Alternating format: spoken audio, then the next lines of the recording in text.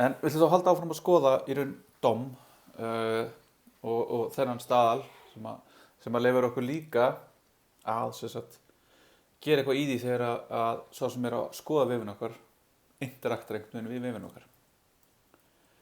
En yfirleitt er ekkert svakalega gaman á forritum sem að bregðast ekki við einhverjum atburðum. Það er að segja eitthvað, ég sem notandi hugbúnaðarins ger eitthvað og þá gerir forritið eitthvað og bregst við því. Þannig að þá verður í raun fá eitthvað svona interaktivitet sem að í raun gerir hlutina áhugaverða og í raun það sem er yfirleitt það sem við erum að gera. Og svo sem er það alltaf eitthvað. Þú keyrir eitthvað forrit og það gerir eitthvað sem að þú forritaðir það eða einhver forritaði til þess að gera. En þeir eru með svona það sem við erum í raun með svona betri stjórn á þessu, það sem við getum í raun átt við bara dýnamist hvað er að gerast bara á hverju sekundu, þá getum við farið að gera skemmtileg forrit. Og þá er það þetta, hvernig getum við vita þegar það er slegið á einhver takka eða þegar það er músin er hreyfð eða þegar það er ítt einhvers staðar á skjáin hjá okkur, hvernig getum við þá vitað í fyrsta lagi að það gerist og svo brugðist við því. Og þá notum við þess að atburði eða events til þess að bregðast við þessu og þá er þetta bæði einhverju hluti sem gerast í raun bara akkurat á þeim tímapunkti sem að við spyrjum þá eða bara mjög stuttu síðan þá eða þá einhvern tíma sem gerast bara einhvern tíma langt í framtíðinni. Þannig að þá er þetta í raun svona asynchronous forritunarmódel eins og við vorum að skoða í senasta tíma þar sem við erum í raun með eitthvað sem gerist og það gerist í raun einhvern tíman í framtíðinni. Þannig að þetta er allt atburðir sem gerast ósamstillt eða þetta er allt asynchronous events. Og við getum í raun fylgst bæði með einhverju sem að vafrinn gerir, vafrinn lætur okkur vita, vafrinn getur látið okkur vita þegar það er búið að hlaða inn síðunni, þegar dommið er tilbúið, þegar það er verið að unloada síðunni. En síðan það sem við yfirleitt erum að skoða er eitthvað sem að notandi gerir. Notandi smelti á þennan takka, notandi skrifa eitthvað í þennan reit, notandi submittaði þessu formi og svo framvegis. Og þá höfum við sett fall á nóðum, eins og við höfum allar þessar nóður til að finna einhverja aðra nóður en nóðurar eða eitthvað og það er add event listener. Og það er þá í raun að segja að bættu við hlustara á einhvern ákveðin event. Þannig við erum í raun að segja að ég vil núna vita þegar einhver event gerist fyrir þessa nóðu. Og þá er raun svona í svona sinni einföldustu mynd, þá getum við sett þetta á gluggan á window, bara add event listener, þá er fyrsta argumentið sem kemur inn er heitið á eventnum sem er þá í raun fyrirfram skildur listi eða tæmandi listi af hlutum sem geta komið upp. Og það er eins og click, eða change, eða input, eða key up eða eitthvað alls konar. Og síðan höfum við callback fall, eins og við sáum í seinustu viku, sem að keyrir þegar þessi atburður á sér stað. Þannig ef við tökum þetta og við keyrum þetta bara fyrir þennan vef sem við erum með í gangi hérna og ég klikka síðan einhvers staðar með músinni á skjáinn, þá fáum við þessi skilaboð. Þannig að núna bara heyrið þið mig klikka og þetta er í rauninni hvert skipti er þetta að keyra, svo þessi hérna kóði. En þetta er í sjálfu sér ekkert spennandi, en þetta er samt sem áður, bara þetta er patternin sem við notum. Þannig að við segjum fyrir ákveðna tegund af atburðum á ákveðna nóðum, þá viljum við vera mem og við viljum í raun þá skráum við okkur og við skráum okkur með þessu add event listener og þegar að atburðin gerist þá eru allir þeir sem hafa skráð sig fyrir því að vera látnir vita þegar þessi event gerðist þá eru þeir í langflestum tilfellum, það eru undantekningar þannig en eitthvað sem við þurfum ekki að pæla í, þá er það gert í FIFO röð og FIFO stendur þá fyrir first in, first out sem þýðir þá að fyrsti sem skráði sig er fyrstur til að fá að vita. Þannig að það skiptir máli í raun í hvaða röð á hvaða tímapunkti bara í tíma við skráum okkur fyrir þessu.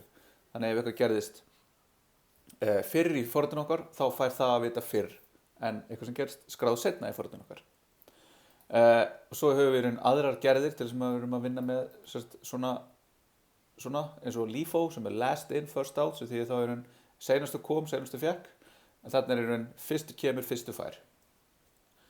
Og þá á sér bara ein meðhöndlun á sér stað í einu, þannig að það er ekki í raun allir látni vita í einu, það er einn látni vita, svo þegar það er búið þá er næsti og næsti og næsti og næsti og fara niður listan. Og við sem sagt skráum okkur með event listener, nafni á atburðinum og listener sem er fall sem keyrir við atburðin. Og þannig er raun ekki fall sem við keyrum þegar við skráum okkur, heldur látum við fá þarna gildið fall þannig sem er vafri, þegar þetta gerist á þessari nóðu, þá áttu að keyra þetta fall. Ekki hérna er eitthvað sem á að gerast og hér er fallið og hér er niðurstaðan á fallinu. Heldur er raun keyrir fallið og miðað við hvað gerist í atburðinum, þá getur fallið okkar gert eitt eða eitthvað annað. Það getur verið að fylgjast með og vilja bregðast við upplýsingunum í atburðinum. En svo getum við líka fjarlægt þetta og við getum sagt að við viljum ekki lengur fylgjast með þessu og þá gerum við það með remove event listener, en þá út af því að það getur verið skráðir margir event listener, þá er ekki nóg að gefa bara upp nafnið, heldur verðum við líka að gefa upp í raun vísun á fallið sem við viljum fjarlæga. Svo er raun, af því það er ekkert þetta ég get ekki fjarlægt eitthvað sem einhver annar fordruk kóði keyrði ykkur annar staðar keyrði, þannig að ég raun þarf að vita nákvæmlega hvað fall ég ætla að vera að fjarlæga. Þannig að ef við erum með einhver nefnd fall, ekki anonymous fall, þá verðum við að passa á þessu hérna. Við verðum að gera þetta svona, ekki svona.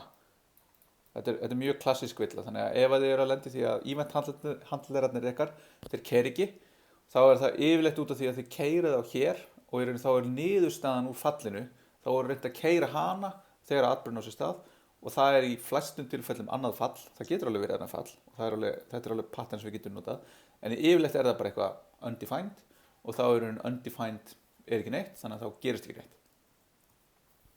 Þannig að við erum einhver takka, við segjum finnum takkan, þannig að þannig erum við að byrja á því að finna hlutin sem við ætlum að gera eitthvað við, segja síðan þegar það er klikka á þennan takka, þá ætlum ég að segja það var klikka á takkan og svo einhvern annan event handler, þannig að þá fáum við fyrst þetta skilaboð, þessi skilaboð og síðan þessi skilaboð þegar við ítum á takkan sjálfan. Þannig að þá fáum við button clicked og svo you knocked. Og síðan ef við viljum keyra eitthvað bara einu sinni, þá getum við í raun sagt bættu við þessum event handler og þá erum við hérna með í raun nefnt fall, þannig að hérna erum við með bara function sem á að keyra og þá getum við notað í raun það að þetta sé fall sem er nefnt til þess að fjarlæga eventin. Ef við erum með eitthvað sem er eins og hérna sem er í raun anonymous fall, þá erum við í raun ekki með vísun, þá erum við ekki með neitt til þess að eitthvað haldbært til þess að segja, heyrðu fjarlægðu þetta. Af því þetta er í raun bara eitthvað sem er hérna anonymous, það er nafnlaust. Þannig að þetta er bara dæmi þetta með takkan, en það er í raun ekkert spennandi svo sem. En síðan er þetta í raun hvað gerðist, á hvað var smellt, hvar var smellt. Allar þessar upplýsingar eru í raun sendar í hlut sem að kemur inn sem argument í falli sem við skilgrindum. Og þetta er yfirleitt kallað eða event eða evaf. Þetta getur líka error sem við sáum hérna þegar við vorum með try catch, það var líka kallað og þá er það fyrir error, þannig að þetta er svona smá vandræðalegt. En yfirleitt er þetta eða event. Og þá getum við vita á hvað var slegið á lyklaborðinu, hvað taka á músinni, hvað er músin staðsett, hvað er búið að skrolla, hvaða nákvæmlega element var smellt á. Og þá er það út af því að ef við hugsum þetta síðan lengra, ok, ef við erum að hátíð mellir tré og ég íta á einhverja nóðu sem er lauf í trénu, hvernig veit ég þá, að ég ítti á laufið en ekki elementið sem er innihelt laufið eða elementið sem er innihelt elementið. Þannig að þá það sem er það sem gerist er það byrjað á innsta hlutnum. Það byrjað á eins nálægt laufi og hægt er í trénu og sá hlutur fær eventin og hann er einhver sem er að bíða eftir að ég er einhver sem að registera klikk fyrir mig. Nei, ok, þá er farið upp tréð og þannig flýtur atburðurinn upp þá til í lokin að hann kemur á document rótina. Og þá getum við fengið líka í þessum upplýsingarhlut hvað er innsta elementið, hvað var targetið. Af því að líklegast ef ég ætla að smella hérna, þá er ég að reyna að smella á A-ið, en ekki var eða setninguna eða elementið eða dokumentið. Þannig að það kemur í raun innst fyrst og svo bublar hann upp eða propagatar upp. Þá getum við í raun sagt stop propagation.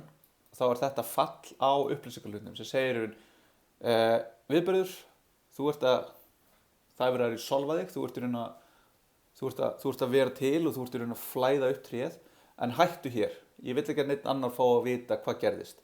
Þannig að ég stoppa þig og þá gerist ekki neitt annað sem á að gerast.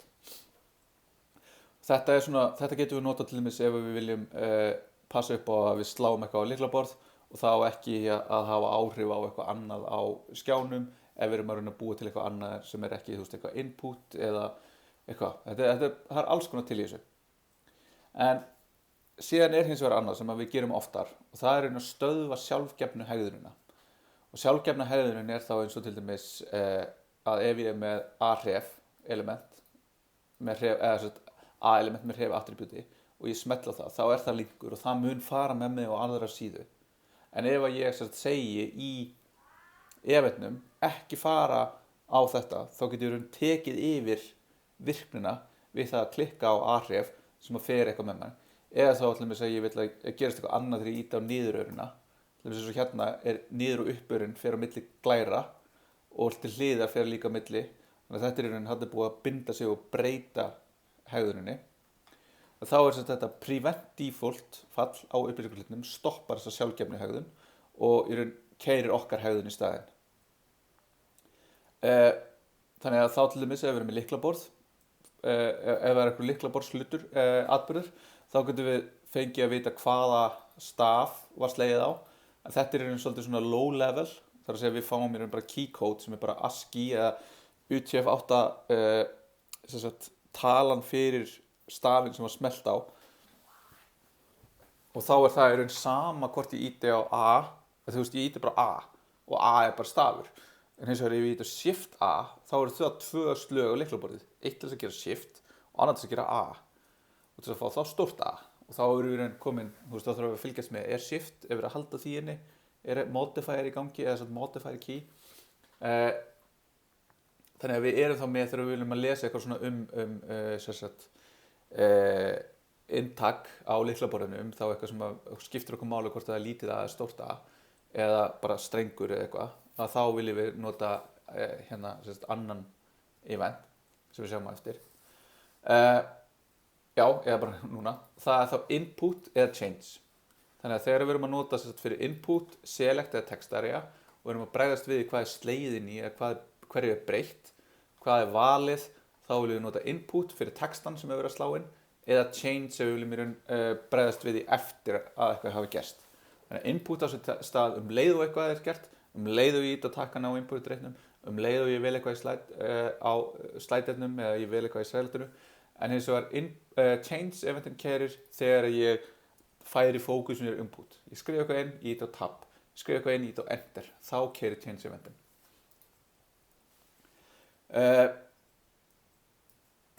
Þannig að ef við skoðum dæmi það hvað við erum að fá úr svona upplýsingahlutum og hvernig þetta virkar, þá erum við með hérna kóða, skoðum við bara hérna.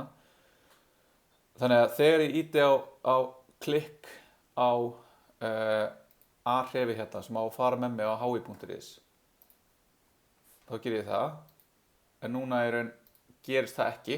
Við skrifum eitthvað hérna nib og þá er það hérna smelt innan div og þá er það þetta hérna target og þá getum við skoðað að þetta hérna smelt innan div, það er sett á div sem er query selector div, en það er þetta hérna sem inniheldur þessi hér, það er sem sagt rótin af þessu hlutríi hérna sem inniheldur þessi hérna 3 element.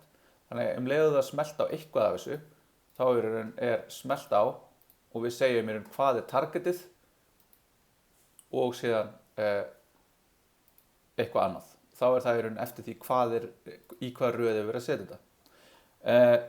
Síðan hérna fyrir inputið, þá smyllum við eitthvað hérna og við skrifum eitthvað, hérna, og þá fengum við key up og input. Og þá sjáum við hérna að input gefur okkur eitthvað target og síðan eitthvað value, en key up gefur okkur bara eitthvað hérna ASDF, en svo held ég inn í shift núna, fyrir hérna eldurinn á shift ASDF, þá fæ ég reynda key up, að því að key up veit að það var slegiðin stórt A, en key down veit það ekki, og núna sleppi ég shift og þá fekk ég shift takka inputið, eða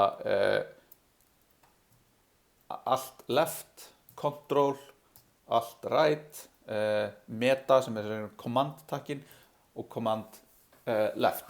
Þannig að við getum bundið okkur við alla þessa atburði á lyklaborðinu og gert eitthvað í þeim. Þannig að við getum búið til viðmót sem að ef ég íta Ctrl Shift XX þá gerist eitthvað ákveðið í forritinu okkar. Við höfum öll tól til þess. Séðan fyrir þetta range hérna, þá getum við farið og við getum fengið að vita hvað er að gerast hérna, hvaða gildi er valið, og þá er það að spyrja value, og þá er það hérna e.target sem er þá targetið sem að verið að smetla á, sem er þá þetta input, þessi input slider hérna, og valueið á honum. En við fáum ekki gildið sjálft, við þurfum að spyrja elementið að því hvað er gildið þitt núna. Síðan eru aðrir atburðir eins og scroll, þegar við scrollum gluggann, mouse move þegar við hreyfum músina, þá getum við búið til drag and drop, við getum líka fengið mouse down, mouse up, mouse move, þannig að við getum, ég ýtti niður með músinni á þessu elementi, ég hreyfði músina, þá hreyfi ég elementið á skjánum og ég sleppi, þá er elementið komið þangað. Touch start, touch move, touch end, það er þegar við notum putta í snjalltæki, þá getum við fengið það eru önnur aðrir íventar sem að færa þá og fleiri, það eru alls konar. Og þetta er allt sem kemur frá notandanum, en síðan höfum við líka þetta sem kemur frá vafaranum, og þá er helst það sem við notum í raun að vita hvenar er dommið tilbúið. Þegar dommið er tilbúið, þá getum við byrjað að finna takkan okkar og inputin okkar og allt saman, alla nóðunar okkar, og byrjað að tengja okkur við þær og gera tilbúið fyrir notandan til þess að eiga við forritið okkar. Og það er atburður sem við getum fest okkur á eða skráð okkur fyrir, og það er þá með þessu á document. Þannig að við byrjum documentum að láta okkur vita þegar DOM content loaded, svona mjög vandræðilega skýrður, hann verður að vera svona DOM í stórum stöðum, stórt C, content og svo loaded með stóra L. Þannig að þessi event keyrir þegar dokumentið er búið að DOMið er tilbúið. Þá getum við gert eitthvað fall sem þá vitum við að við getum átt við DOMið. Og þá er hættir að skipta máli hvort skriftið okkar er efst eða neðst í body, og þá er þetta svona öruggasta leiðin til að keyra eitthvað kóða, því að þá skiptir ekki máli hvar fólk vísar í hann. Það við keyrum bara kóðan okkar þegar það er tilbúið. Þannig að þá getum við fengið skoðum hérna, alltaf betra, og þá getum við þá getum við notað það sem við sáum áðan með það að skoða hérna hversu langt er búið að skrolla. Þannig að við erum með einhvern vef hérna sem er bara mjög hár, hann er 500, hann er 5 skjástærðir á hæð, og efst uppi, position fixed, top 0, left 0, height 1 em, width 0, er einhver progress bar, þannig að við setjum hann hérna efst. Síðan í raun að þetta er hérna neðst, þá segjum við bara finnum hérna, nei, þetta er ekki það sem ég ætla að gera. Findu elementið, scrollbarinn okkar, eða progressbarinn, með því að gera hérna document query selector, finnur þetta hérna element. Síðan þegar glugginn scrollar, þá ætlum við að athuga hversu langt erum við, hvað er dokumentið hátt. Eins og hérna allir þá er þetta útreikningu sem gæti verið hérna fyrir utan, hann gæti verið hér, út af því að þetta er bara fasti. Þetta er bara hversu hátt er body og hversu hátt er glugginn, hérna, hversu hár er viewportið. Og síðan segjum við window page offset, sem er þá hversu langt er búið að skrolla á síðunni, deilt með þessu hámarki sinnum 100, þannig að þá fáum við hlutfallið hvað er búið að skrolla mikið á bilinu 0 og upp í 1. 0 er að ég er alveg í toppnum, 1 er að ég er komin alveg neðst. sinnum 100, þannig að við fáum í raun per prósentu og þá setjum við í raun bara hérna á þennan progress bar, þá setjum við style sem er width, sem er þá sú prósenta. Setjum þetta bara aftur hérna inn, svona til öryggis. Þannig að þegar ég skrolla núna, þá er raun fyllist út í einhvern progress bar eftir því sem ég fyrir niður og þegar ég er komin alveg niður þá er hann orðin alveg stopp og þá er hann fái hérna, hann er svolítið svona janky, það er að segja hann er svolítið svona, að því að nú er ég að nota scrollvílið á músinu minni, þannig heyri hérna. En hins vegar ef ég nota touchpadið á MacBook Pro-vélinu minni, þá er þetta miklu meira smooth og þá er það bara eitthvað, vá, er þetta einhverjir Apple-galdrar? En nei, það er ekki þannig. Af því ef við gerum hérna console log scroll, þannig að við erum bara viljum logga út í hvert skipti sem að þessi scroll eventur keyrir. Þannig að nú ýti ég niður á lyklaborðinu, fókusina, þá fæ ég 2 scroll eventa. Nei, ég fæ svona hérna, nú ýti ég á space, þá fekk ég alveg 10 eventa í einu. Og núna ef við förum alveg upp. Og núna nota ég skrullhjólið niður 1. Þá fæ ég 1, 2, þannig að ég fæ bara 1 event í einu. Þess vegna verður þetta svona, eins og þetta sé svona högtir. Við erum að fá granularityð á eventunum sem færa er í raun bara 1 event fyrir eina hreyfingu. Svo ýti ég hraðar og þá fæ ég fleiri í einu. En svo núna fer ég aftur á touchpadinn og ég raun og gerir svo lítið og ég get í einu, reynsum þetta. Og þá fekk ég alveg 8 eventa. Þannig er galdurinn, nú get ég eitthvað aðeins minna, en galdurinn er bara að það keyra bara ógeðslega margir scroll-eventar fyrir í raun touchpadinn. Og þetta er í raun mismunandi bara eftir því hvernig í raun stýrikerfið og hardverið og eitthvað er stilt. Hversu margir eventar keyra. Þannig er eins og að keyra hérna verið scrollhjólið 1 event eða að keyra hérna 40 eventa fyrir það rétt að snerta touchpadinn. Þá erum við að keyra einhvern útreikning hérna sem er mjög dýr 40 sinnum eða 1 sinni. Þannig að þarna verður bara svona einhver hlutur sem er allt í lagi svo lengi sem ég er á scrollhjólinu. Svo fer einhver að skoða vefinn minn og er bara eitthvað að dunda sér eitthvað svona og allt í einu fer bara tölvan bara hitnar og vifturnar fara í gang út af því að það er verið að gera einhvern non-trivial útreikning mörgum sinnum á sekúndu. Og þá er líka hérna DOM-loaded, þannig að núna erum við einhver takka hérna sem er að gera eitthvað. Hann segir að þessi er búið að ýta á sig og þá erum við með hérna skript núna fyrir ofan og þá erum við með þetta hérna setup og setupi keyrir þá því aðeins að DOM content loaded hafi keyrt. Þannig að ef við keyrum í raun ef við keyrum þetta ekki svona heldur keyrum þetta bara hér og þá fáum við bara hérna type error cannot read property add event listener of null. Þannig að við fáum í raun þetta hérna null reference og þá er það ef við skoðum hérna þá er það út af því að add event listener hérna klikkaði út af því að þetta hérna niðurstaður á þessu hérna var null og það er út af því að í raun dokumentið okkar inniheldur ekki neitt button. Þannig að ef við gerum þetta svona þá er búið að þátt allt HTML okkar og búið til DOM-tréð og hægt að eiga við og tengjast takkanum. En debouncing er síðan eitthvað sem við viljum gera ef eitthvað gerist mjög hratt oft, til dæmis eins og þetta ég var að skrolla og við viljum til dæmis ekki, það er nóg fyrir okkur að vita bara að þetta gerist einu sinni og þetta gerist fyrsta skipti og þetta gerist í seinasta skipti. Mér var sama, þetta má gerast milljón sinnum á meðan, bara svo lengi sem að eftir einhvern ákveðin tíma þá veit ég bara hvernig þetta byrjaði og hvernig þetta endaði eða eitthvað svona þar á milli.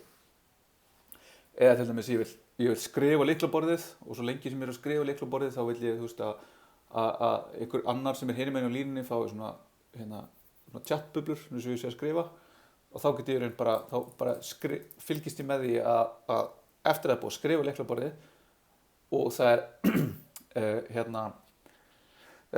ekki búið að ýta lyklaborðið í sekundu eða eitthvað svoleiðis, þá svo lengi sem að það er í rauninni í gangi, þá sýni ég svona einhverja bublur.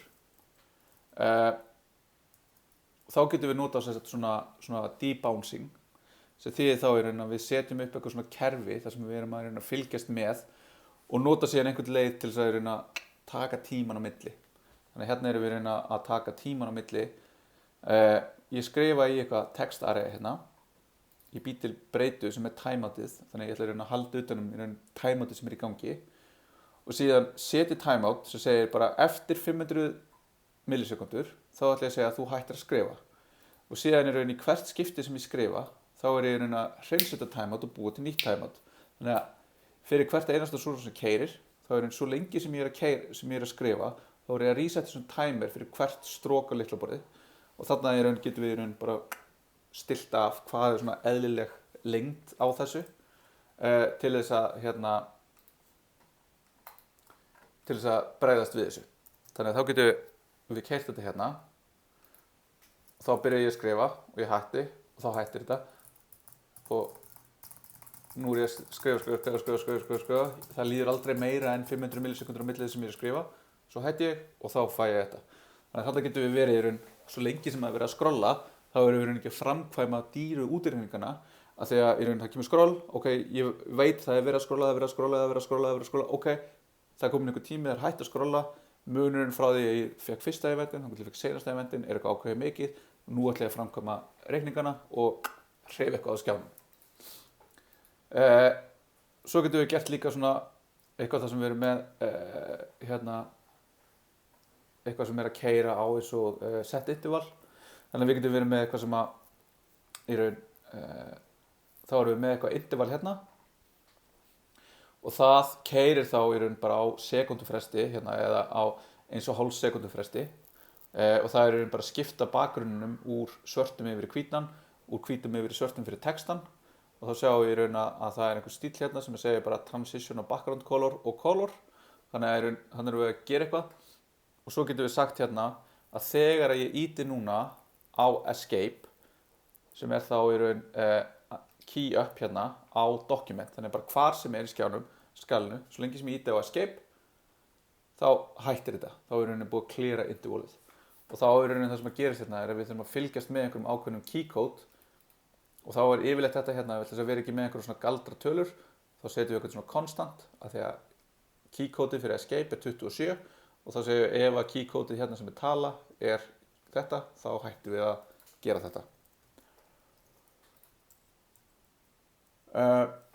Síðan að lokum þá er þetta með þessi form sem að er svona það sem að við erum yfirleitt að vinna með. Að við erum í raun setjum upp einhver form þar sem fólk getur skrifað eitthvað inn eða gert eitthvað og þó ýtir okkur takka og þá gerist eitthvað. Við sendum þetta eða við gerum einhverja útreikninga, við gerum eitthvað, við birtum eitthvað eða eitthvað. Þá höfum við form data API og þá getum við fengið öll formin, öll gögnin úr einhverju ákveðnu formi í bara hluti sem vinna með. Síðan, ef við viljum gera eitthvað þegar það á að submitta forminu, þá getum við nota prevent default og þá setjum við í raun submit eventin á formið sjálft. Þannig að þá erum við með eitthvað form og þá getum við sagt submit. Þegar það gerist þá ætlum við ekki að submitta forminu því að þá er raun með síðan okkar endurhlaðast. Ef við notum ekki prevent default því að það er eðlilega hegðunin er í raun að submitta forminu með því að búa til get eða post á action attribute slóðina en ef við gerum svona prevent default þá gerist það ekki. Við getum safnað gögnunum saman með formdata og síðan getum við átt eitthvað við þau gögn. Síðan getum við líka unnið í raun með input og textari bara beint það sem er á skjánum og þá getum við vita til dæmis þegar fókusin fer með fókus eða blur eða sem input og changed eða við getum áttu textan sjálfan og þá er í raun sér API sem heitir Selection API þar sem við getum í raun stilt það, við getum valið ákveðin texta, við getum cutta texta út úr miðjunni, við getum gert alls konar. Já og hérna er þetta að nota input og það er input og change eru þessi tveir eventa sem við viljum nota þegar við erum að vinna með input og textarja. Og þegar við erum með checkbox, radio eða select þá getum við nota change atburðin og þá veitum við þegar það er búið að breyta þeim. Checkbox er þá með eigindi á elementunum sem er checked sem segir bara true eða false hvort það sé búið að checka eða ekki. Radio hefur í raun value sem er þá valueið sem er búið að velja. Svo ef ég valdi þennan hérna þá er það með þetta value, annars hitt valueið. Og síðan hefur select value sem segja til hvað er valið, en það getur orðið flóknara, þannig að þetta er svona þegar við erum með þessi drop down box. Þannig að þetta er síðansta dæmið í þessu. Þannig að þá erum við í raun með skoðum við frekar hérna þetta er ekki rétt hérna. Þannig að við erum með eitthvað form hérna sem er með einhverju textarea, einhverju input type radio með value A, B eða C og svo einhverju texta hérna til þess að senda. Og við byrjum að við finnum textareið og við segjum bara þegar það er input eventurinn á sér stað á textareinu þá ætlum við að skrifa eitthvað út í konsól. Sama fyrir checkbox, þegar checkboxi breytist, þess að þetta er hérna checkbox, þá ætlum við að gera eitthvað. Síðan ætlum við að finna öll radio-buttonuna, alla radio-buttonuna sem er hérna, þannig að þetta eru þá query selector all sem velur þá fylki af inputum sem eru þessi type radio. Þannig að þetta finnur öll type radio hérna, svo þessi hérna 3 input. Síðan ætlum við ítra í gegnum þau, bæta change listener við þau, þannig að við vitum í raun þá þegar að þetta radio breytist, þá vitum við hvað radio valueið er. Þannig að við skoðum hvað þetta gerir. Byrju, það var ekki eitthvað eitt í viðbót hérna? Jú, já, hérna. Þannig að við erum með þetta checkboxin uppi, þannig að þegar því er breytt, þá ætlum við að toggla á body off. Þannig að þá ætlum við að kveikja að stökkva á þessu klassnemi hérna. Og þá erum við með hérna body off, þessi venjulegu body er með hvítan bakgrunn, svartan texta, en off er með svartan bakgrunn og hvítan texta. Þannig að þetta er þetta sem við erum að tala um áðan. Ef við viljum breyta útliti, þá er langt best að gera það með class. Þannig að núna er ég með þetta hérna. Þannig að þegar ég gerir þetta, þá erum við að toggla class og stýri síðan útlitinu með CSS. Þannig að það sjáum við að þetta hérna kveikir og slekkur á þessum hérna class. Og síðan ef ég smelli hérna, þá sjáum við radio value A, B eða C. Sláum eitthvað inn í, þá fáum við hvað það inniheldur. Þá get ég líka gert þetta með stóru stöðum en ég haldi henni shift. Og þá er hann alltaf að segja bara þegar að inputið í textareið hefur breyst, þá byrði ég textareið value eða þá að það væri svona e.target.value. Þá erum við ekki beint með þessa breytu hérna. Síðan þegar ég submitta, þá höfum við prevent default á forminu. Söfnum saman öllum gögnunum, ítrum í gegnum með for off, fáum þá hérna data.entries, þá fáum við þetta par sem er lykillinn og gildið. Nú íti ég á senda, þá fæ ég text ASDFC, radio C. Svo ef ég sett hérna á, senda, þá er checkboxið okkar er on. Þannig að þetta eru dommið og hvernig við eigum við það, hvernig við breytum, finnum, breytum og bætum við elementum og síðan hvernig við interactum við það í raun hvernig þegar einhverju notendur gera eitthvað við vefurinn okkar. Þannig að núna skulum við taka 7 mínútna pásu og byrja aftur klukkan 6 mínútna pásu klukkan 16:45.